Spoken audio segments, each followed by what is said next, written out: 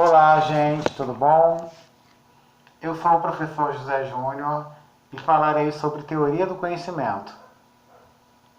Acredito que todo mundo leu aí, né, um pouco sobre o material que eu deixei, fazendo uma breve explicação sobre esse conteúdo. Em algumas pessoas vão falar que teoria do conhecimento é sinônimo de gnoseologia ou de epistemologia. Não vou nem entrar no mérito da etimologia dessas palavras, né? Só que geralmente a epistemologia está ligada com a filosofia da ciência, né? A teoria do conhecimento que trabalha mais com a parte científica. Mas vamos analisar aqui o que eu falei no vídeo anterior, né? Colocando em caixinhas os tipos de conhecimento existentes. E assim a gente poder evitar o confronto desses conhecimentos que em alguns momentos serão diversos, principalmente quando a gente fala do dogmatismo, que é relacionado à religião, ao que trata de fé. Então, no dogmatismo, o dogma é o que prevalece, a crença no dogma. Né? E isso envolve fé. Pessoas acreditam geralmente num livro religioso, então a fé é baseada naquele sistema. E isso é complicado porque quando a gente vai abordar, por exemplo, o conhecimento, né, da ciência, o científico, que já é uma outra estrutura, que passa por análise, observação, experimentação. Então, quando você está num ambiente que trata do dogmatismo, como é o caso das igrejas, então você tem que compreender que aquele sistema ali está baseado em fé. Por exemplo, para você conceber a ideia que envolve a Arca de Noé, que os animais foram levados em casais e ficaram lá 40 dias e 40 noites na arca, sendo cuidado por 8 pessoas, é uma fé que vai mover a crença nessa história. Então você não vai tentar colocar um conhecimento racional diante disso, né? Um conhecimento científico para entender como funcionou aquilo. Porque aquilo ali você sabe que está dentro de uma estrutura dogmática.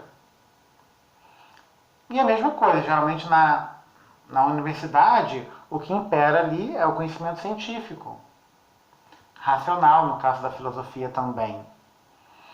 Aí você também não vai evitar misturar o dogmatismo dentro desse conceito. Então é exatamente isso, você tentar separar as coisas dos lugares, né? Evitar racionalizar a religião, cientificar a religião, nessas religiões mais dogmáticas, porque eu sei que tem religiões também que flertam um pouquinho com a ciência, mas eu não entendo como funciona, é o caso da cientologia, né? Então não posso explicar muito como funciona isso. Mas vamos lá.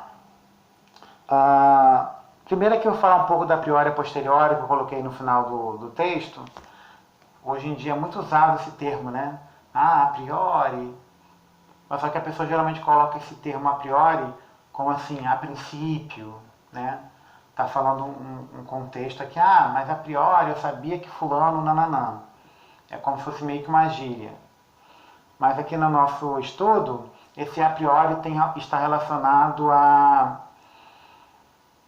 ao que a pessoa sabe, sem precisar de um aprofundamento naquele estudo, de uma experiência. É como se a pessoa pudesse estar dentro de uma ilha deserta e mesmo assim ela teria alguns conhecimentos, como saber que o sol vai nascer amanhã, saber que todo mundo vai morrer, né? Tudo que envolve matemática, apesar de que a pessoa precisa de um pouquinho de conhecimento para entender a questão matemática, ela também está no conhecimento a priori. É claro que isso vai variar, porque, por exemplo, o Tomás de Aquino estabelece uma a priori e a posteriori, o Kant vai modificar um pouco. Então também depende do filósofo que está falando, pode variar essa questão, tá? Mas aqui no nosso conteúdo é você imaginar que tudo que você pode observar, né, como é o caso aqui, o sol vai nascer amanhã, porque até hoje o sol nasce amanhã, então ele vai continuar nascendo. todo ser vivo vai morrer. Então são questões que você observa e compreende. Então é uma questão a priori. E a posteriori é aquilo que você só tem conhecimento porque teve uma coisa aprofundada, um estudo aprofundado, como é o caso de saber que a Terra é esférica.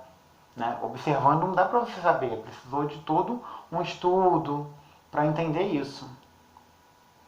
Então, assim, como acontece a reprodução? Não é uma coisa simples de você olhar e entender a reprodução acontece pelo ato sexual. Não é tão simples. Por muito tempo, muitas pessoas tiveram dificuldade como acontece, né? Essa questão da reprodução. Então, acredito que na cabeça de vocês vieram vários exemplos de a priori e a posteriori, né? Aquilo que você só observando você consegue compreender e outras coisas que você não tivesse alguém que estudou, alguém que te explicou, você não entenderia só observando, tá bom? Aí o empirismo, né? O John Locke, que estabeleceu a teoria do conhecimento, ele era empirista, assim como também o Hume, que a gente viu ali nas navalhas filosóficas. Então o empirismo está relacionado com o senso comum. Então você fala assim, nossa, isso aqui é muito empírico, essa pessoa é empírica. É a pessoa que ela quer aquilo ali na experiência. Mas não é tanta experiência no sentido,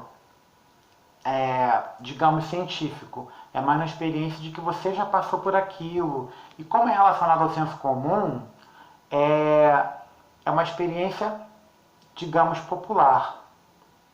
Então, por exemplo, gente, a pessoa está passando mal, vou dar uma aguinha com açúcar para acalmá-la. Cientificamente não tem um efeito que vai acalmar a pessoa. Às vezes a pessoa até se acalma, né, devido ao efeito do placebo, mas aí é uma questão do senso comum. Que são pessoas ali que têm aquele conhecimento que não é aprimorado, é um conhecimento de pessoas comuns que entendem aquilo. Tá? O racional, a gente tem um grande exemplo aqui do Descartes, o famoso filósofo que disse aquela frase, né? Penso, logo existo, dependendo da tradução, pode ser penso, logo sou, que ele pede para todo mundo, em algum momento da vida, botar tudo em dúvida, e ele vai analisar o quê? Que, por exemplo, os sonhos, às vezes você sonha e acredita, né? Porque você sente coisas, fala coisas, passa por coisas que não está acontecendo. É tudo produto do seu sonho, que às vezes até te engana. Muitos sonhos você acha que está vivendo aquela realidade. Ou até mesmo os seus sentidos enganam, como é o caso, né? Se eu botar essa caneta aqui, ó, dentro de um copo, vai parecer que a parte que está submersa está um pouco torta, né? Assim como, né, o Aristóteles